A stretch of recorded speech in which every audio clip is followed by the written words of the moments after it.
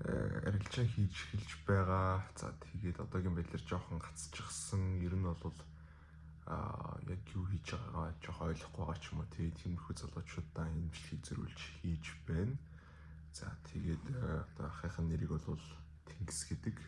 Тэгээд сүүлийн 4 орчим жил арилжаа хийж байгаа. За тэгээд арилжааны сэтгэл зүй, арилжааны техник анализ талаас нь бол бас нэлээд олон талаас нь судлаад явж байгаа ийм залуу байгаа. Тэгээд өнөөдрийн имжлэг дээр би залуучуудаа зориулаад өөрийн ойлгосон одоо арилжаан дээрээс ойлгосон хамгийн маш магадгүй маш үнцэнтэй тийм нэг санааг та нартай хуваалцах гэж байна.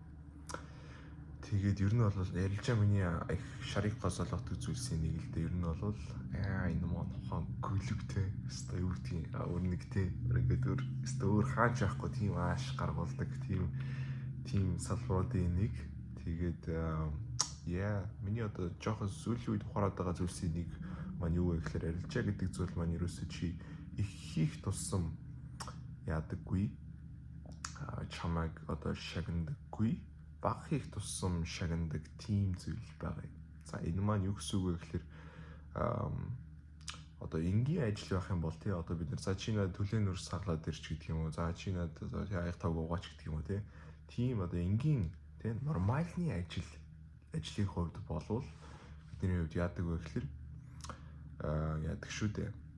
Одоо их хийх тусам сайн байдаг. Тийм ээ, тоон ихсэх тусам бид нэр сайн гэж боддог. Борлуулалтаа их хийгээд бай. Тийм ээ, үйлдвэрлэлээ их хийгээд бай, ажил төрлөө их хийгээд бай гэл тэгдэг тийм. Тэгвэл арилжаан дээр тийм байдаггүй баг. Их хийх тусам чи сайн байдаг гэсэн үг биш. Их хийх тусам одоо юу гэдгийг тийм байдаггүй зүйл байгаа хгүй юу? Үнэхээр гайхамшигтэй. Энэ бол одоо ахыхын хувьд бол бас хожимдож ойлгож байсан зүйлсийн нэг одоо сүүлийн үед л ойлгоод явж байна л та. Тэгвэл яах юм? Тэгээ арилжахгүй байх юм уу гэд. Ер нь бол тийм. Арилжаа хийнэ гэдэг чинь арилжахгүй байхыг хэлж байгаа. Яагаад гэх юм бол чи баг арилжаа хийх тусам баг эрсдэл хийдэг. Одоо энийг арилжаа хийж эхэлж байгаа залуучууд маань тийм ээ шинээр орж энэ салбарт орж ирж байгаа тийм ээ чи үнэхээр арилжаач бол нэг шийдчихсэн байгаа залуу болвол бүр эртнээс ойлгох ёстой зүйлсийн чинь нэг юу байх ёстой вэ гэхээр энэ бол үнэхээр эрсдэл өндөртэй салбар юм байна. Хүн болгон тэгж хэлээд байгаа шүү дээ тийм. Тэгээд энэний шалтгаан маань юу вэ гэхээр үнэхээр ч маш эрсдэл өндөртэй салбар байхгүй. Маш эрсдэл өндөртэй салбар гэсэн. Чи арилжаа хийх болгонд чиний хувьд яаж байгаа вэ гэхээр эрсдэл үүрж байгаа. Тэ? Энийг одоо хилэнгүү зарим хүн ойлгож магадгүй, ойлгохгүй байж магадгүй. Эрсдэл гэдэг чинь юу юм? Эрсдэл гэдэг чинь ихэнх хүний хувьд амар зүйл байхгүй. Амар зүйл. Алдчих магадгүй гэдэг концепт гэдэг одоо тий одоо зоосны нөгөө талд байгаа зүйл шүү дээ. Зоос эргүүлэх болгонд тий чи хүнтэй бооцоо ингээд явхад яадгийн чи мөнгөө алдах магадaltaй гэдэг тийм зүйл рүү орж ирдэг шүү дээ. Тийм ээ. Өөр ямар ч салбар дээр ийм зүйл байдаггүй.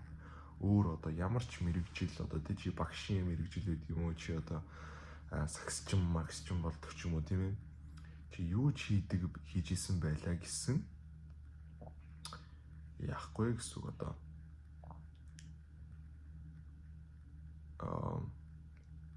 ийм эрсдэлтэй салбар ховорхон байдаг.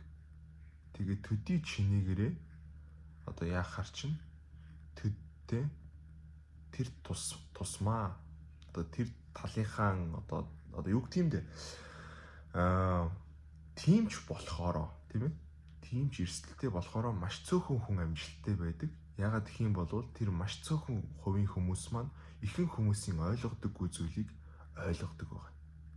Ихэнх хүмүүсийн ойлгодоггүй зүйлийг ойлгодог. Ойлгож байна тий.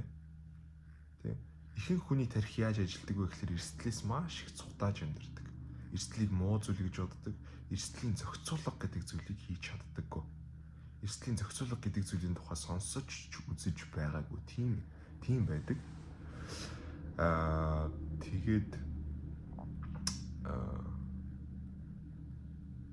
Тэгээд тэгвэл яах ёстой юм бэ гэдэг асуулт гарч ирж байна. Тэгвэл одоо тэгээд яг яаж амжилттай байх юм бэ энэ салбар чинь.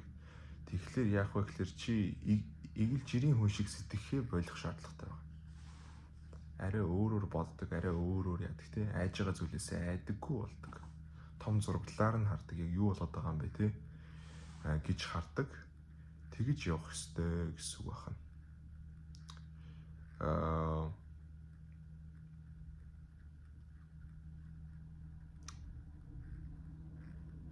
За энэ бичлэгтэр одоо өөр тийм ээ. За тэгвэл одоо тэгээд яг яаж тэгж харах юм бэ тэнгисээ гэж бодож байгаа л баг л та.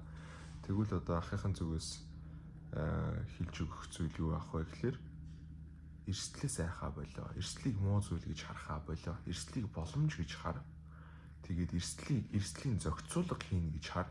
Эрсдлээс зүхтаахгүйгээр эрсдлийг хүлээн зөвшөөр. Энэ бол хүний одоо тий чи одоо энийг бүр дахин сонсороо заяа. Юу вэ гэхээр эрсдлийг хүн хүлээн зөвшөөрөхгүй байгаа байхгүй. Чи алдчих болно гэдэг санааг үгүй би алдахгүй гэдэг ингээд цутаагаад байгаа юм шиг тий. Үгүй чи алдаад ингээд бүр тий нөгөө талд нь ингээд өнгөрөөд үр тэгэх маш тийм юутай юм байгаамаа. Уг нь бол тийм потенциалтай юм баггүй юу? За. Тэгэхээр тийм байна. За тэгээ бүр яг анханаас нь суралцъя гэж байгаа тийм ээ зөв сүрээ тавья гэж байгаа тийм залуучууд манд байх юм болвол ахтайгаа ганцаарч хэлж суралцаж болно. Одоо мэдэх чадах бүхэл юмараа заагаад өгдөг байгаа. Тэгэхээр амжилт хүсье.